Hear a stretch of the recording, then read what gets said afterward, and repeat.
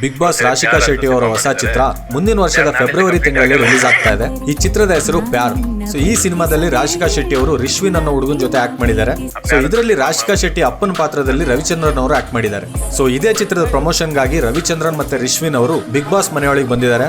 So ಇವತ್ತಿನ episode ಅಲ್ಲಿ ಈ ಸಿನಿಮಾದ ಪ್ರಮೋಷನ್ ಇರುತ್ತೆ. ಇದರಲ್ಲಿ ರವಿಚಂದ್ರನ್, ರಾಶಿಕಾ, ರಿಶ್ವಿನ್ ಏನೆಲ್ಲ ಮಾತಾಡ್ತಾರೆ ಅಂತ ನೋಡೋಣ.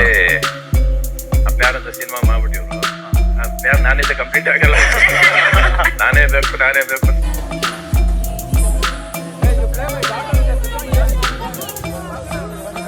ಆಡಿಯೋ ರಿಲೀಸ್ ಮಾಡಬೇಕು, ಇಲ್ಲೇ ಮಾಡಿ ಹೀರೋಯಿನ್ ಒಳಗಿದ್ದಾರೆ ಅಂತ ಹೇಳಿ ಕರ್ಕೊಂಡ್ ಬಂದಿದ್ದಾರೆ. ಪ್ಲಸ್ ರಿಶ್ವಿನ್ ನಮ್ಮ ಸ್ಟೋರಿಯಿಂದ ಒಳ್ಳೇದಾದ್ರೆ ಆಯ್ತು.